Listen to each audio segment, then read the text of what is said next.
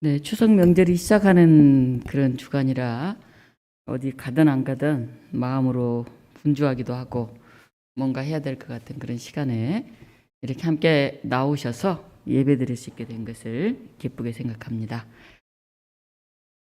우리 함께 마음 모두어 창조절 셋째 주일 한가위 감사주일 예배를 묵상하심으로 함께 시작하겠습니다. 여호와께서 시온의 포로를 돌려보내실 때 우리는 꿈꾸는 것 같았도다. 그때 우리 입에는 웃음이 가득하고 우리 혀에는 찬양이 찼었도다. 여호와께서 우리를 위하여 큰 일을 행하셨으니 우리는 기쁘도다.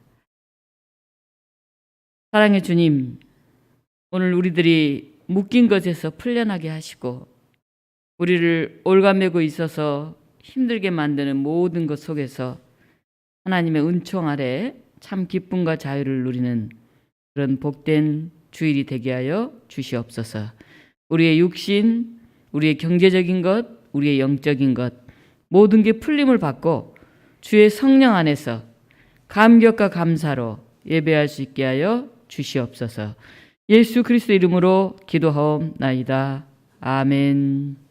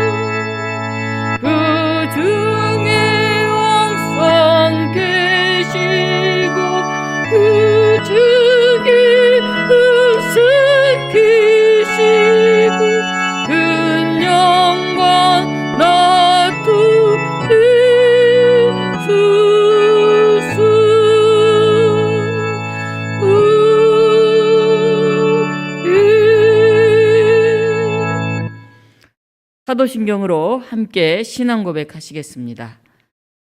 나는 전능하신 아버지 하나님 천지의 창조주를 믿습니다. 나는 그의 유일하신 아들 우리 주 예수 그리스도를 믿습니다. 그는 성령으로 잉태되어 동정녀 마리아에게서 나시고 본디오 빌라도에게 고난을 받아 십자가에 못 박혀 죽으시고 장사된 지 사흘 만에 죽은 자 가운데서 다시 살아나셨으며 하늘에 오르시어 전능하신 아버지 하나님 우편에 앉아 계시다가 거기로부터 살아있는 자와 죽은 자를 심판하러 오십니다. 나는 성령을 믿으며 거룩한 공교회와 성도의 교제와 죄를 용서받는 것과 몸의 부활과 영생을 믿습니다. 아멘. 찬송가 10장 함께 부르겠습니다.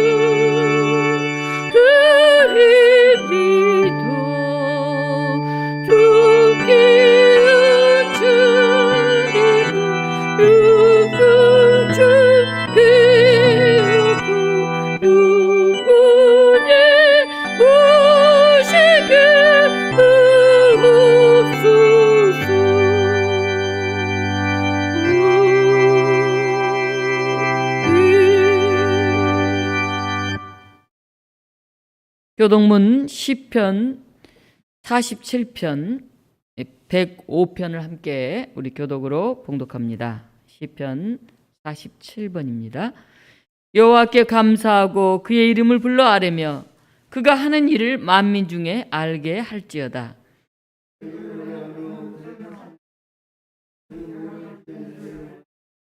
그의 거룩한 이름을 자랑하라. 여호와를 구하는 자들은 마음이 즐거울지로다.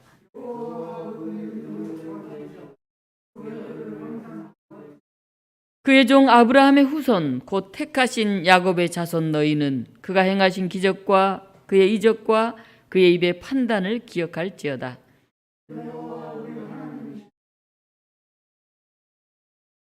그는 그의 언약 곧 천대에 걸쳐 명령하신 말씀을 영원히 기억하셨으니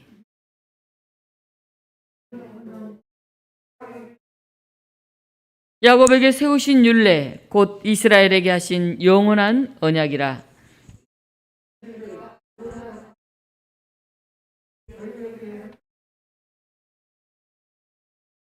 아멘.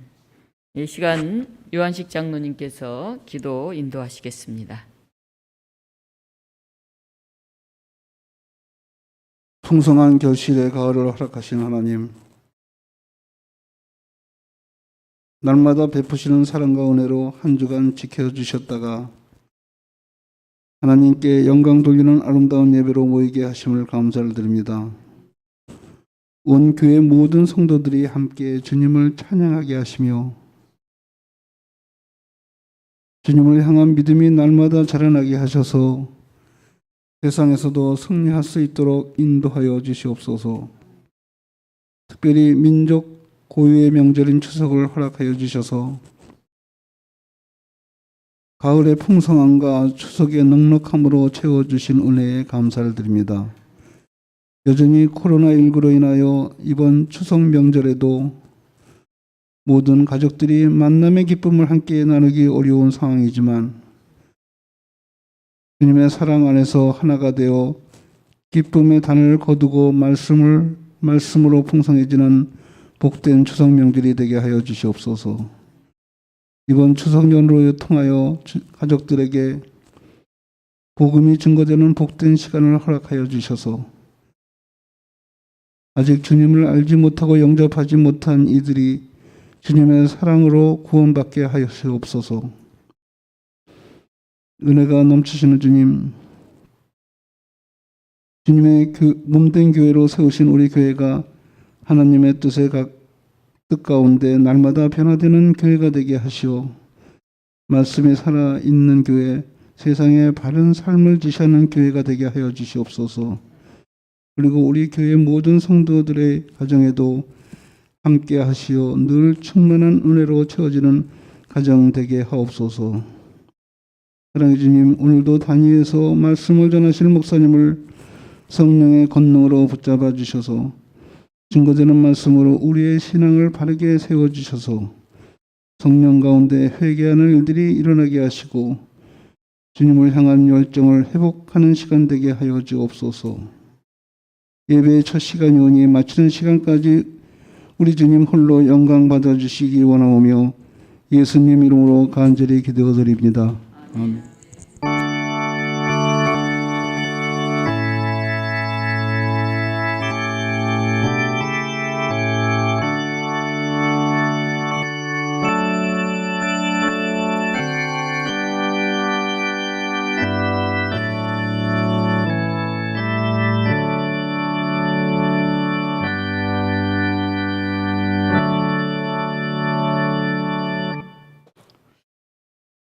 찬송가 405장 함께 부르시겠습니다.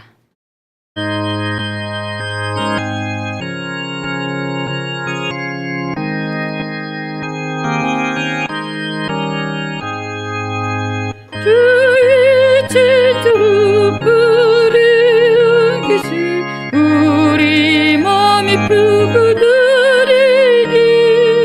항상 기쁘고 웃게 되게 영원하신 불이 흑기시 주의 발에 그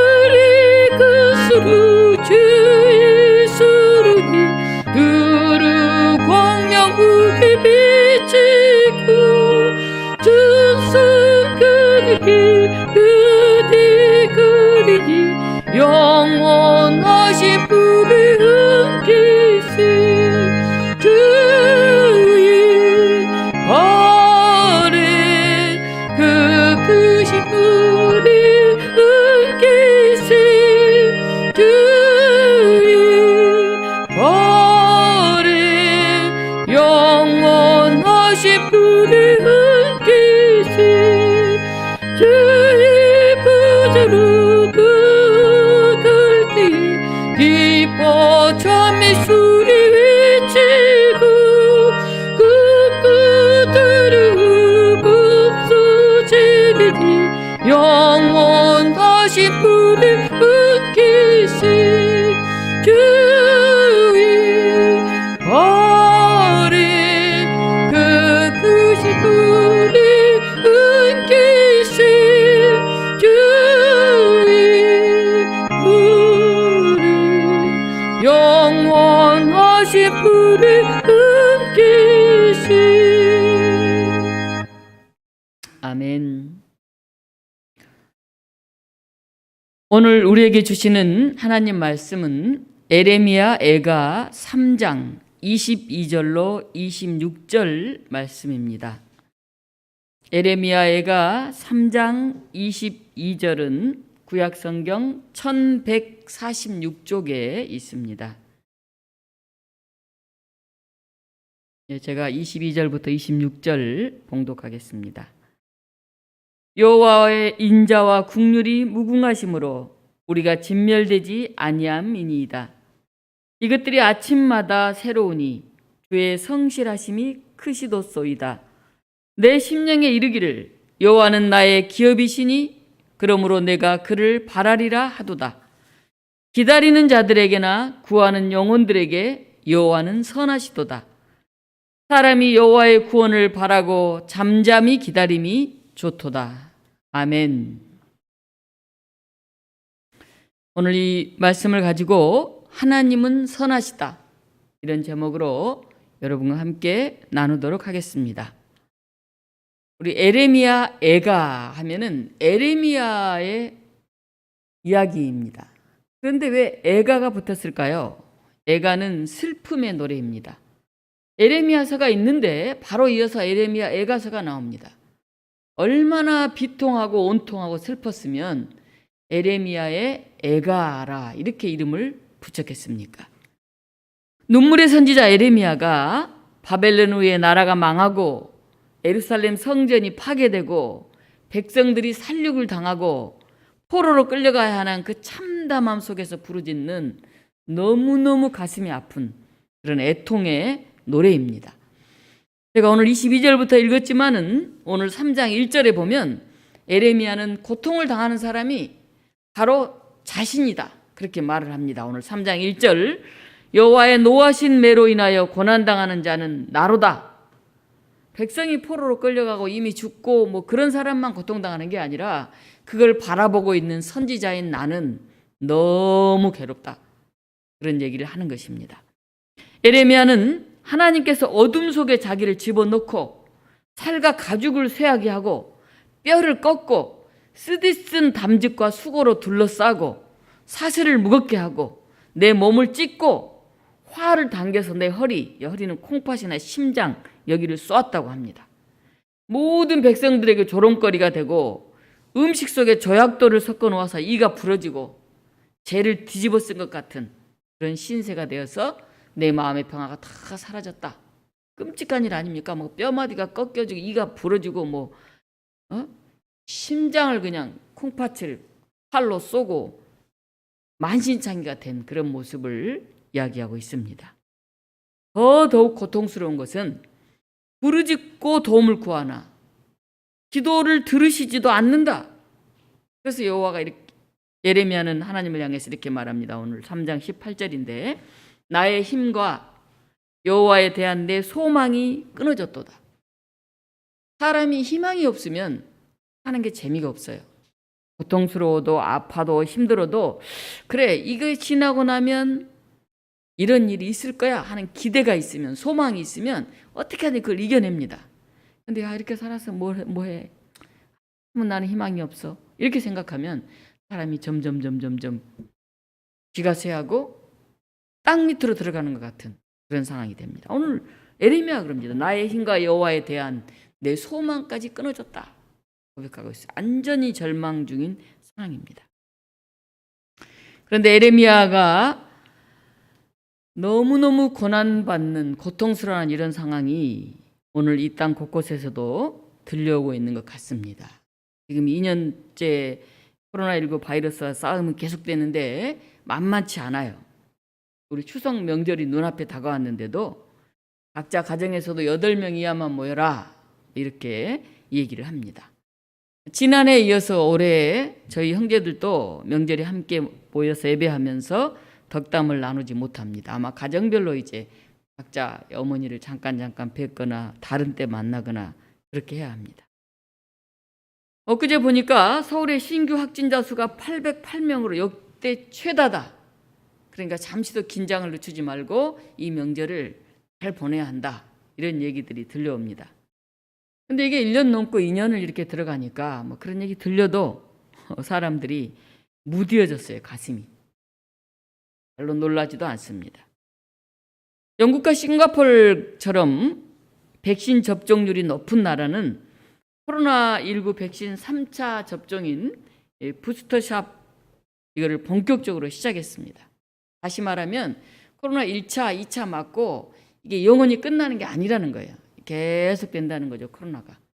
그러니까 이제 감기, 독감 맞듯이 이제 때때로 이제 이렇게 맞아줘야 된다. 이런 상황이 되어가고 있습니다. 그래서 위드 코로나 이렇게 말해요. 코로나와 함께 하는 말이에요. 코로나와 함께 살아간다는 거예요.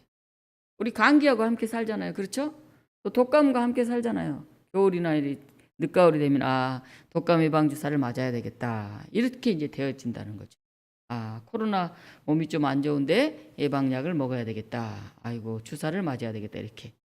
지금은 코로나가 끝나야지 이게 없어져야지 뭐 이렇게 생각하는데 이제는 그냥 같이 가는 거다. 이런 생각을 하고 있다고 합니다. 그래서 영국, 싱가포르 같은 나라는 이제 플랜 B를 준비하고 있습니다. 함께 코로나와 살아가는 그런 상황 속에서는 어떤 계획을 세워야 되는지 그걸 준비하고 있어요. 반면에 아프리카 국가들은 막 분노하고 있습니다.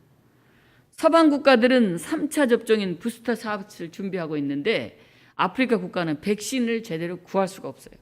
뭐 돈도 없지만은 또 돈을 갖고 구하려고 해도 백신을 주질 않아요. 아프리카 나라들은.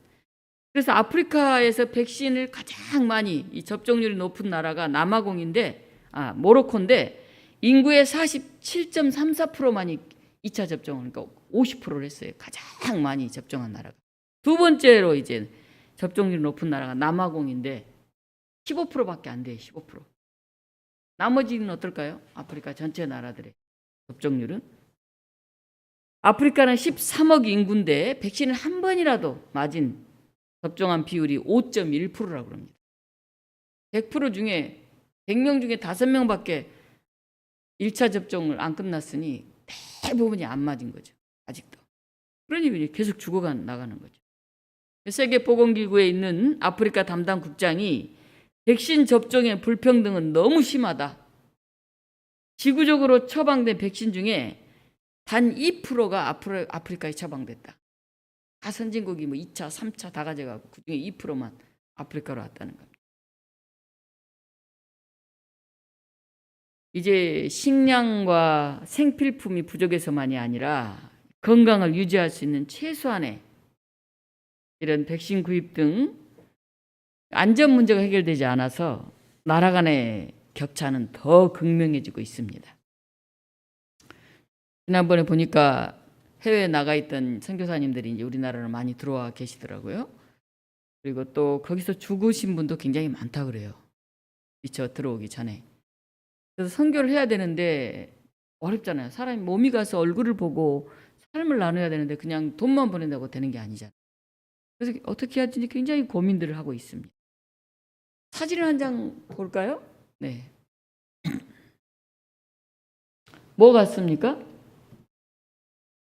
네, 덴마크 페로 제도의 스칼라보트 누르 해변인데 지난 12일자 사진입니다. 저기 보면은 빨갛잖아요, 그죠? 뭐 물감을 풀어놓은 것 같죠. 저게 바로 핏빛이에요, 핏빛. 여기 있는 돌고래 오른쪽 보면 쫙 벌어졌잖아요. 머리 밑에. 이쪽도 벌어졌죠? 예. 머리 부분이 반쯤 잘린 돌고래.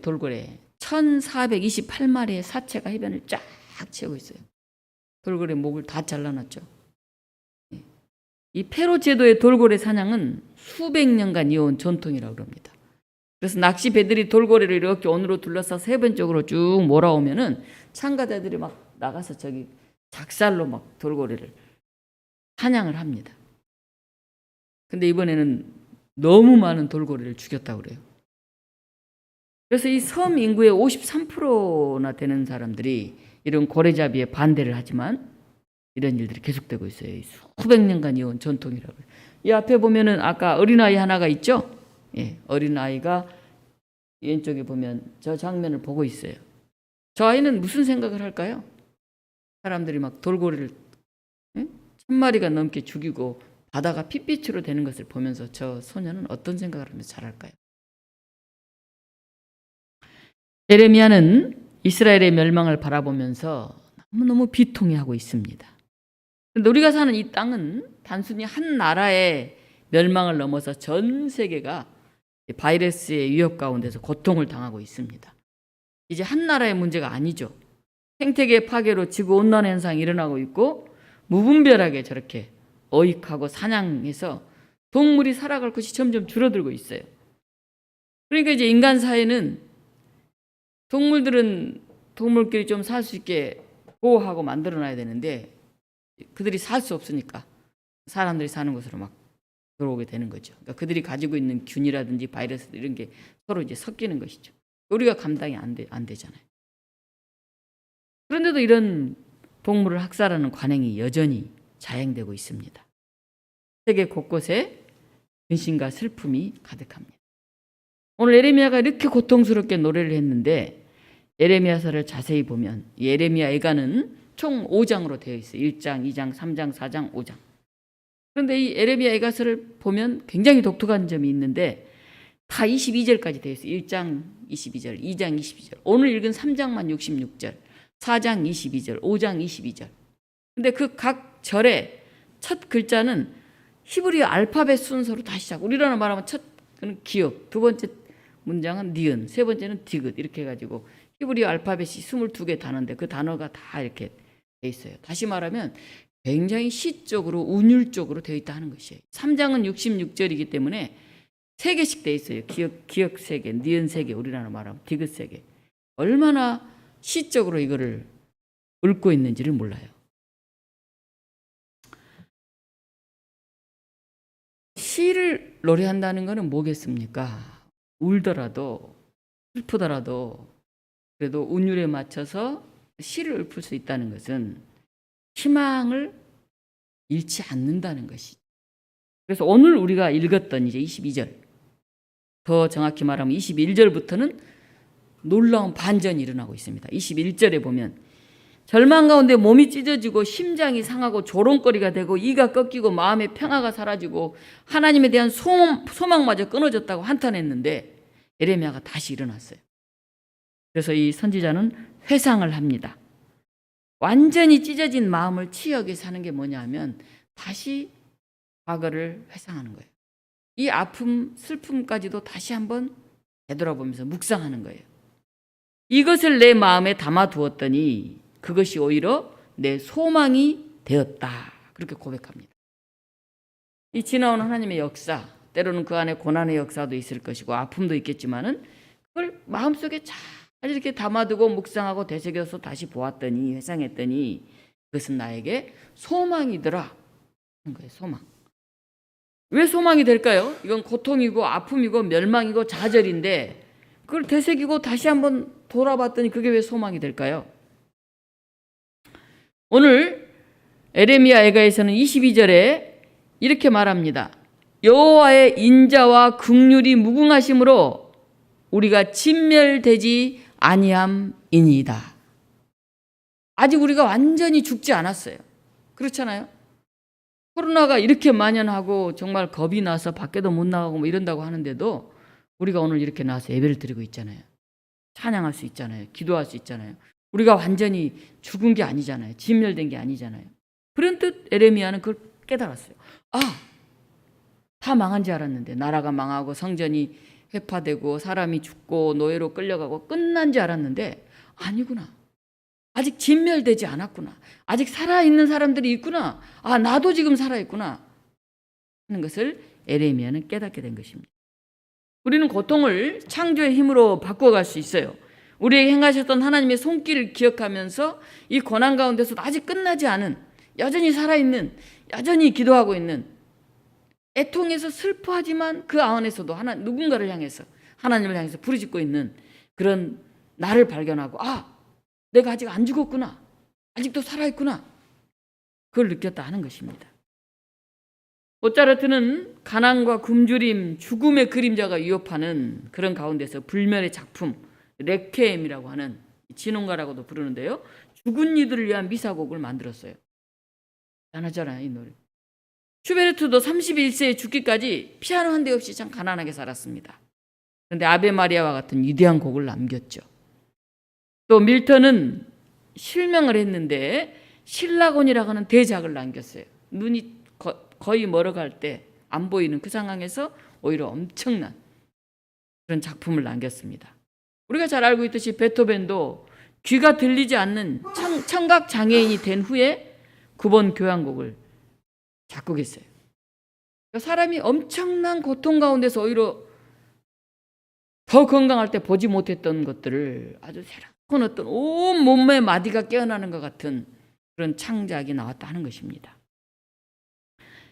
뛰어난 물리학자였던 스티븐 호킹도 21세에 루게릭병이라고 하는 진단을 받고 2년밖에 살 수 없다 이렇게 얘기를 들었지만은 점점 몸이 새어가서 나중에는 일어나지도 못하고 꿈쩍하지도 못하고 눈동자로 이렇게 컴퓨터를 통해서 글을 써야 하는 그런 상황에 놓여 있으면서도 그가 마지막까지 연구를 그치지 않았습니다.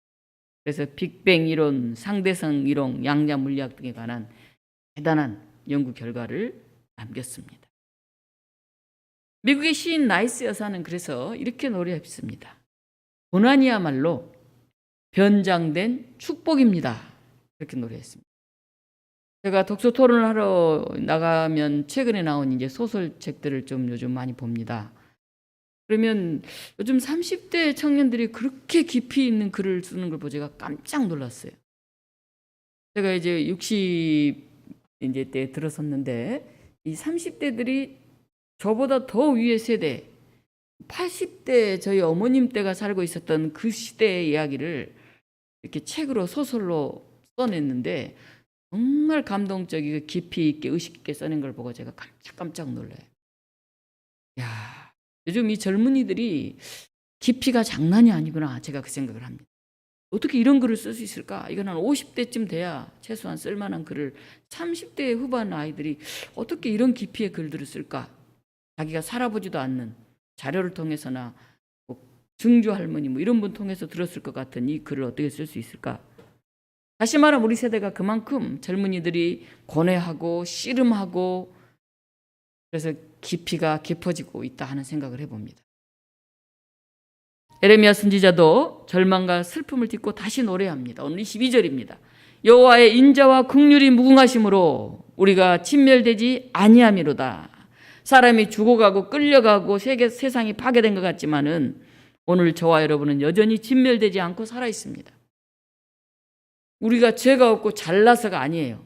그것은 오로지 하나님의 자비하심과 긍휼하심 때문입니다. 아프리카 사람들이 죄가 많아서 죽어가는 게 아닙니다. 인도 사람들이 죄가 많아서 죽어가는 게 아니에요.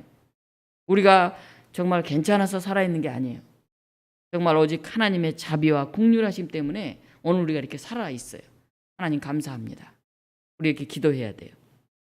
이 긍휼이라는 말은 히브리어로 창자, 내장을 가리켜요.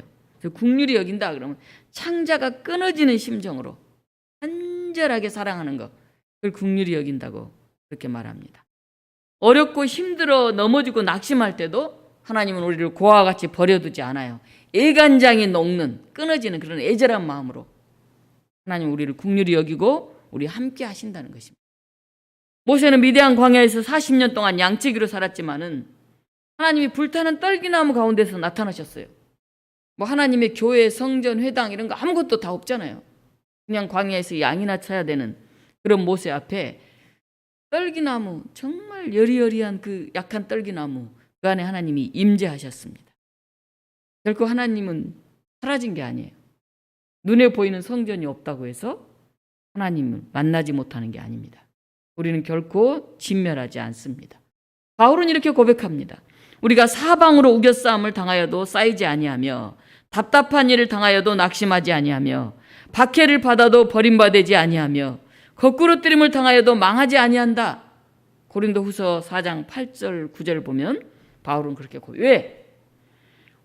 오직 예수 그리스도라고 하는 보배를 연약해 보이는 질그릇 같은 우리 가운데 담고 있기 때문에 그렇다. 이렇게 말해요. 질그릇은 그냥 놔두면 툭 깨지는 약한 그릇이잖아요. 저나 여러분은 질그릇 같죠. 이 안에 예수 그리스도가 담겨 있기 때문에 우리가 낙심하지 않는다. 버림받지 않는다. 거꾸로 뜨림을 당하지 않는다. 망하지 않는다. 즉 예레미야 선지자가 말한 우리는 결코 진멸되지 않는다. 그렇게 얘기하고 있습니다. 예레미야 선지자는 깨달았어요. 이렇게 아픔을, 고난을, 과거를 회상해 보면서 깨달았습니다.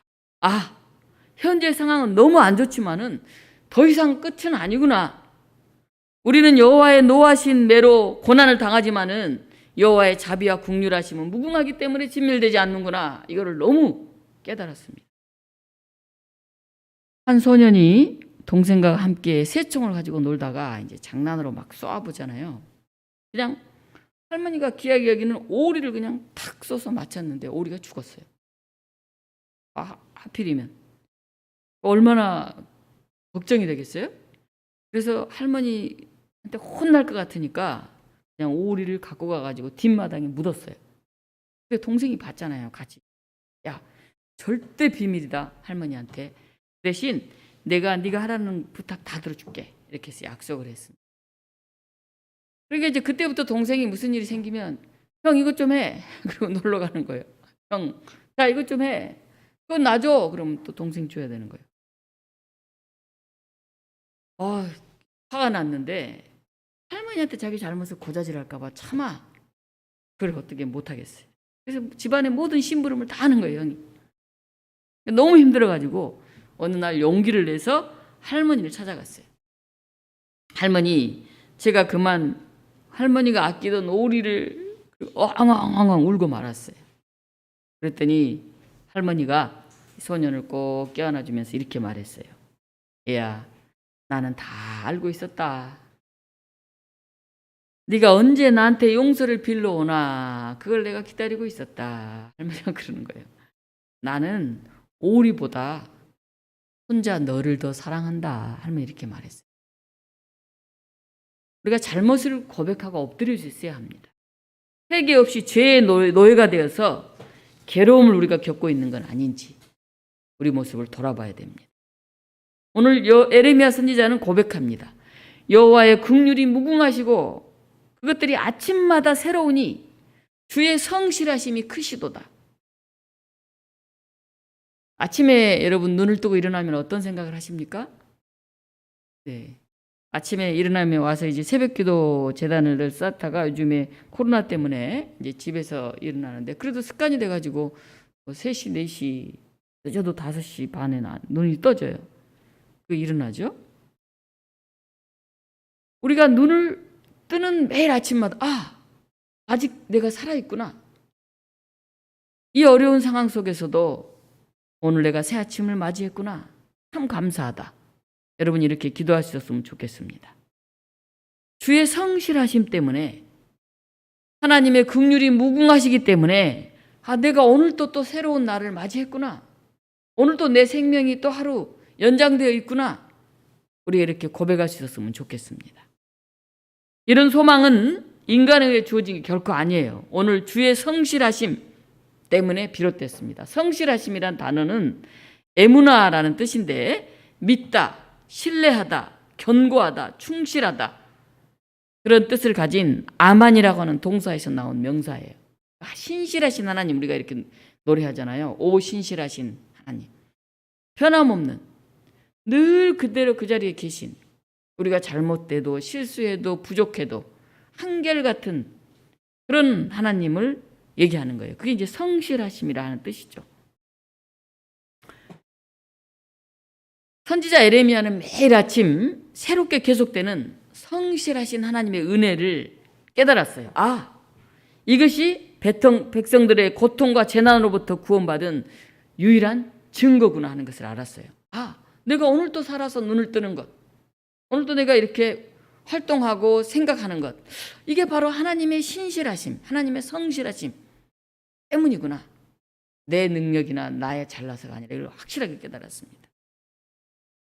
자식이 때로는 부모를 떠나서 막 방탕하게 지내잖아요. 집 나가서 혼자 살면 그냥 너무 행복할 것 같잖아요.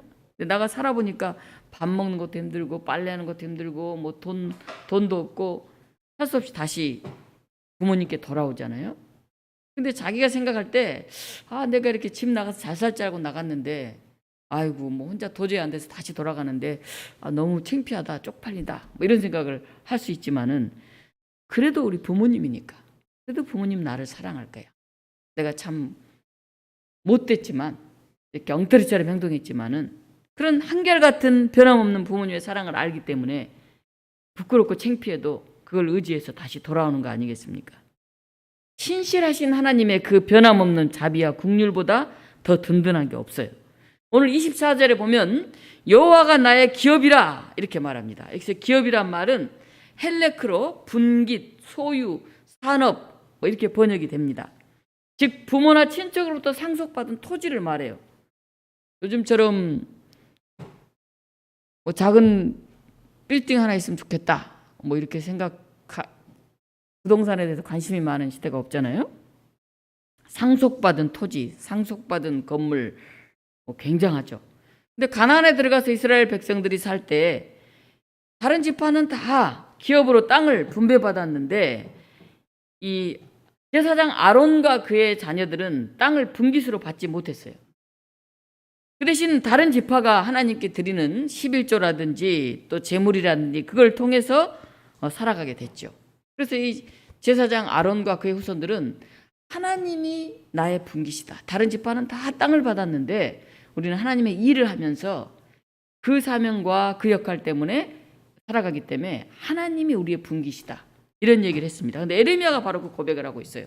하나님이 나의 분깃입니다. 내가 땅이 없어도 건물이 없어도 성전이 없어도 나라가 다 망했어도 하나님이 나의 분깃입니다. 하나님이 나의 기업입니다.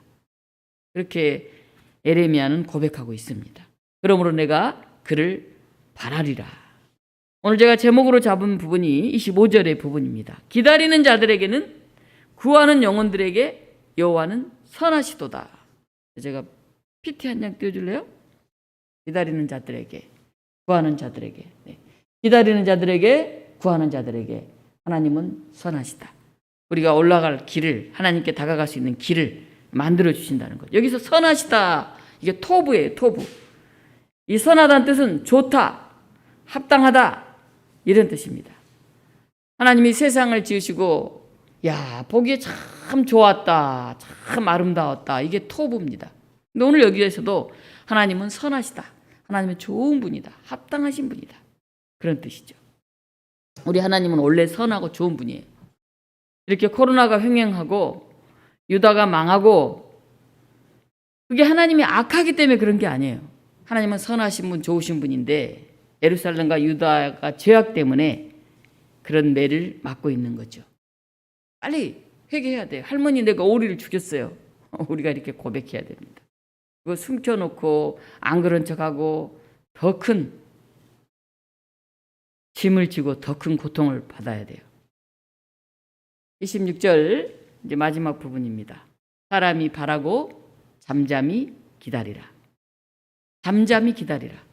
그저 조용하게 기다리라는 말이 아니에요. 하나님의 징벌에 대해서 원망하거나 불평하거나 그런 얘기하지 말고 하나님은 좋으신 분, 하나님은 선하신 분, 그 선하신 하나님을 믿고 의지하면서 인내하면서 소망을 가지라 하는 말입니다. 또 한편으로는 조급해하고 불안해하고 막 자기가 어떻게 해보려고 불필요한 일들을 분주하게 버리지 말고 자기가 처한 자리에서 신실하게 할 일을 하면서 하나님 일하심을 기다리라 하는 것입니다. 요즘 굉장히 홍보전이잖아요. 그래서 막 그럴싸하게 포장을 쫙 하면 안에 내용물이 조그맣고 보잘것도 없어도 포장 때문에 사잖아요. 근데 코로나 때문에 이제는 큰 어떤 건물이라든지 모여서 막 하는 이런 게 다 안 되니까 이제는 그 내용 본질이 더 중요한 그런 시대가 왔어요. 이제는 막 붕짝붕짝 음악 들으면서 가슴이 뜨거우면서 막 모여서 이렇게 했던 그런 게 없어졌잖아요. 코로나 때문에. 그리고 혼자 이제 집에서 신앙을 지켜내야 되잖아요. 때로는 예배당에 나오지 못하면서. 그러니까 더 자기 내면에 정말 신앙이 있는지, 하나님 앞에 내가 어떻게 서고 있는지, 이 본질이 훨씬 중요한 그런 시대에 우리가 서 있습니다. 불필요한 일 막 분주하게 계속 모여들고 계속 뭔가 하고 하면은 날마다 그것 때문에 뭔가 내가 신앙이 있는 것처럼 생각했던 행사 중심의 그런 신앙이 이제는 아닙니다. 스스로 혼자 인내하면서 집에서 기도하면서 찬양하면서 하나님을 만나가야 되는 것입니다. 코로나 바이러스는 잠시 이제 좋아지긴 하겠죠. 우리나라도 70% 이상이 맞았다고 하죠. 그러나 함께 살아가야 되는 그런 시대가 왔습니다. 사람이 바라고 잠잠히 기다리라 그렇게 오늘 얘기하고 있는데 어떻게 기다리면 될까요? 우리가 앞으로는 절대 코로나 이전으로 돌아갈 수 없습니다. 패러다임이 완전히 바뀌었어요. 마스크 쓰는 것도 우리 일상이 됐잖아요. 조그만 아이들은 마스크 안 쓰면 쓰라고 막 그래요. 이상하다고. 온라인 쇼핑몰이 대세가 되었잖아요. 옛날에 배달해 먹으면 뭐 먹을 음식도 많지 않고 질도 별로 안 좋았는데 이제 굉장히 다양한 음식들을 거의 고급 음식들도 한 3, 40분 안에 집에서 다 먹을 수 있어요. 그리고 아침마다 출근 전쟁이 일어났는데 재택근무로 회사 공간도 이제 그렇게 크지 않아도 되니까 건물을 줄이는 그리고 순환하면서 재택근무를 겸해서 하는 그런 시대가 와 있습니다. 예배당도 이제 그렇게 크게만 지을 필요는 없어졌어요. 이제 온라인에서 더 나아가서 메타버스 가상 공간에서 많은 일들이 곧 일어나게 될 겁니다. 이 몇 년 동안 카카오와 네이버가 급성장했어요. 예전에는 그 제품, 상품이나 그걸 어떻게 서비스하느냐 이게 좋아야 했는데 이제는 그보다도 이 플랫폼이 더욱 중요해졌어요. 제가 독서토론 강의를 하고 있습니다만은 지난해부터는 이제 온라인으로 진행을 합니다. 처음에 줌으로 하면서 뭐 얼마나 힘들었는지 몰라요. 그런데 소회의실도 운영하고 여러 가지 투표하는 방법들 계속 새로운 기능을 배워야만 살아남을 수가 있어요. 어제 제가 잠깐 TV를 봤더니 강화의 70대 할머니가 유튜브에 음식 만드는 걸 올리더라고요. 70대 할머니 한 분, 80대 할머니 세 분이 이제 나와서 음식 만드는 걸 올리는데 우리나라에서 살고 있는 그런 외국 사람이 할머니가 음식 만드는 모습을 유튜브에서 보고 친구 둘을 데리고 셋이 강화까지 찾아가가지고 이제 이 추석 음식 만드는 걸 배웠어요. 송편 만드는 거, 빈대떡 만드는 거, 잡채 만드는 거 세 가지 음식을 그 70대, 80대 할머니들하고 같이 외국인들이 만드는 걸 보았어요. 100인분을 만들더라고 무려. 여기 우리 어르신도 계시는데 음식 만드는 거 송편, 잡채, 빈대떡 정도는 다 알려줄 수 있잖아요. 재료를 뭐 사와라 그랬더니 또 뭘 빠뜨리고 와서 또 뭐 사와라 같이 만드는 모습을 보면서 야, 이 할머니가 올린 그 유튜브 때문에 세계가 연결되는구나 하는 것을 보게 됐습니다. 철학자 슬라에보 지젝은 말하기를 코로나는 세계를 급진적으로 바꿀 수 있는 계기라고 그렇게 보면서 두 가지를 얘기했습니다. 하나는 취약한 이들의 돌봄, 의료체계가 돼야 된다 하는 거예요. 우리가 아프리카를 보면서 그 모습을 보지 않습니까? 두 번째는 자원과 생산의 공유, 이게 국제적 공조체계가 이루어져야 된다고 그렇게 주장을 합니다. 2021년 9월 추석 지나고 나면 우리 기장총회가 열려요. 항상 9월 말에 우리 총회가 열리거든요. 근데 이번 총회 주제는 어둠 속에 빛이 오며 이렇게 주제를 잡았습니다. 우리 목회 실천 분야를 맡은 최병학 목사님이 이제 이런 발제를 한 걸 제가 봤어요. 취약한 이들을 돌보고 국제적 공조를 통해 나눔과 공유, 공감과 배려를 그래서 세계를 급진적으로 바꾸지 않으면은 지금보다 더 강력한 자본주의가 등장해서 이 위기는 더 큰 위기로 이어질 수 있다. 그런 얘기를 하고 있어요.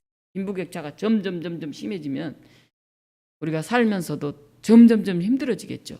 보이지 않는 노예제도는 없는데 내가 마치 노예가 된 것 같은 그런 삶을 살게 되겠죠. 우리가 어떻게 함께 나눔을 실천할 수 있을 건지, 취약한 그런 계층의 사람, 우리나라에서도 그렇지만 세계적으로도 함께 갈 수 있을 것인지 우리는 굉장히 기도하고 고민해야 됩니다. 이제 지구촌은 새로운 패러다임을 요구하고 있습니다. 엄청난 위기가 다가왔지만은 이거는 또 무궁무진한 기회가 될 것입니다. 하나님의 인자하심과 긍휼하심을 우리가 잊지 않고 다시 한번 기도해야 할 것 같습니다. 무엇을 소망하면서 어떻게 실천해야 할 것인지. 그래서 공동의 해결책을 우리가 구체적으로 만들어가는 그런 기다림이 되기를 간절히 바랍니다. 기도하겠습니다. 선하신 하나님, 좋으신 하나님, 신실하신 하나님, 코로나 때문에 너무 살기 힘들고 지치고 어렵다고들 하지만은 우리는 여전히 살아있고 건강하고 오늘 함께 모여 예배드리고 있습니다.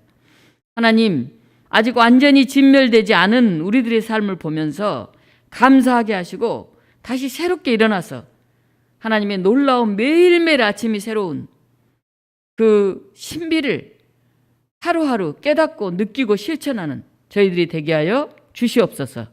선하신 하나님, 그리고 우리를 긍휼히 여기시고 자비로 품으시는 하나님, 그 하나님의 사랑을 우리에게 전달하신 예수 그리스도 이름으로 감사하며 기도하옵나이다. 아멘. 함께 말씀송 부르시겠습니다.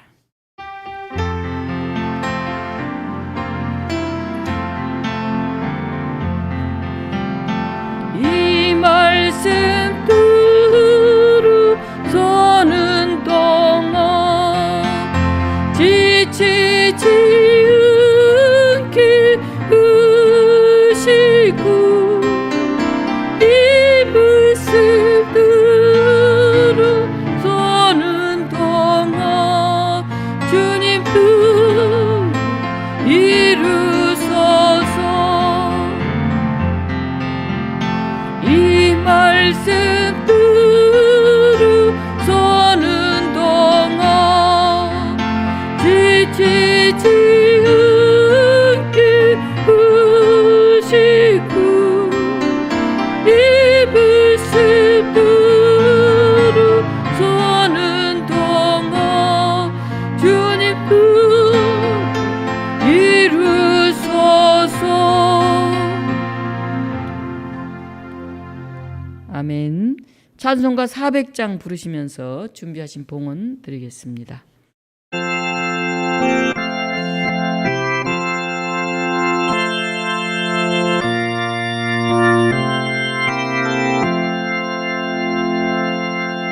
오만 시험을 숙이사 나를 건져주시고 노와 풍랑 지나들어 나를 섬겨주소서. 주여 나를 들고 시사 아픔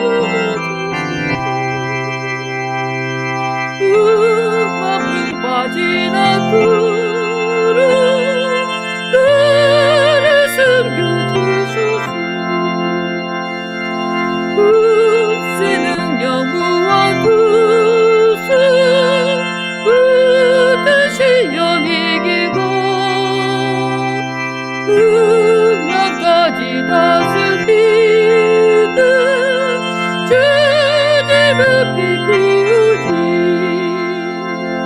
주여 나를 들고 시사 나의 품어 주시고 아픔 빠지나들어 나를 섬겨주소서. 주여 길에 빠지지만 가끔은 헤매도 그르짖는 나의 기운 들으소서. 주여 주여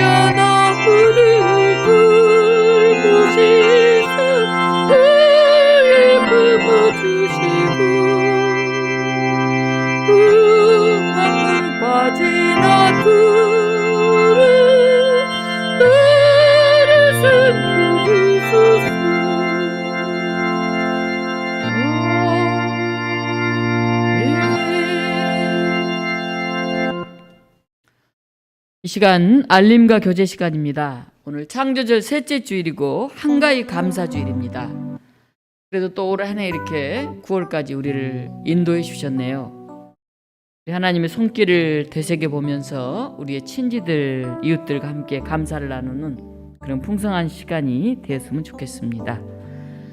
우리가 19명까지는 모여서 예배를 드릴 수 있는데 그동안 여러 가지 방역 등 협조하고 조심하면서 우리가 최소 영상 반주 이런 인원들만 모였는데 다음 주부터는 저희가 함께 모여서 이제 예배를 드리려고 합니다.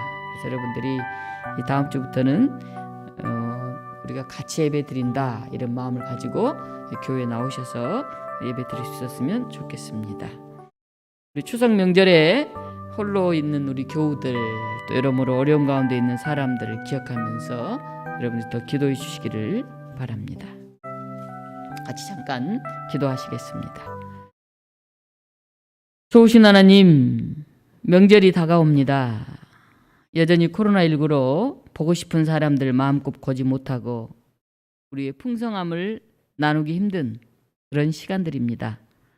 몸이 아파 오랫동안 교회에 나오지 못하고 있는 성도들 기억하게 하시고 노년의 삶을 살고 계신 어르신들 건강을 지켜주시고 우리의 젊은이들, 청년들 그들의 미래도 열어주셔서 이 추석이 더 풍요로움을 기약하고 출발할 수 있는 그런 시간들이 되게 하여 주시옵소서. 여전히 우리를 건강하게 지켜주시고 이렇게 가을의 결실을 준비하게 하신 것을 감사드립니다. 고난을 딛고 하나님 앞에 더 큰 감사와 감동을 드릴 수 있는 저희가 되게 하셔서 우리의 믿음이 더 깊어지게 하시고 더 넓어지게 하여 주시옵소서. 시간과 정성과 우리의 소망을 드리오니 기쁘게 받으시고 우리 가정, 우리 교회, 우리 나라, 온 세계에 평강과 강건함이 임하게 하여 주시옵소서. 예수 그리스도 이름으로 기도하옵나이다. 아멘. 함께 393장 찬송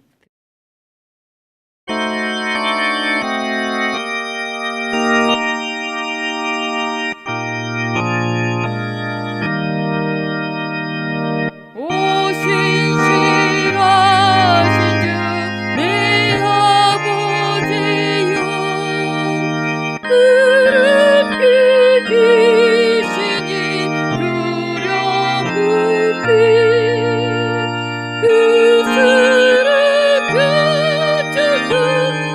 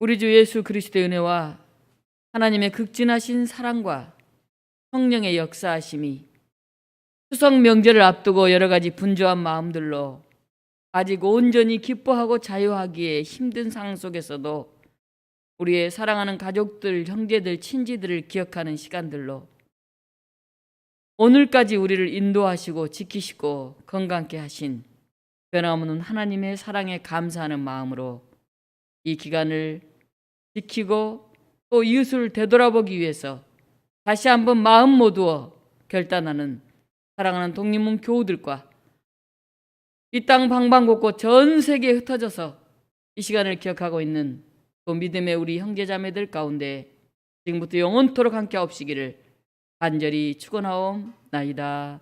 아멘.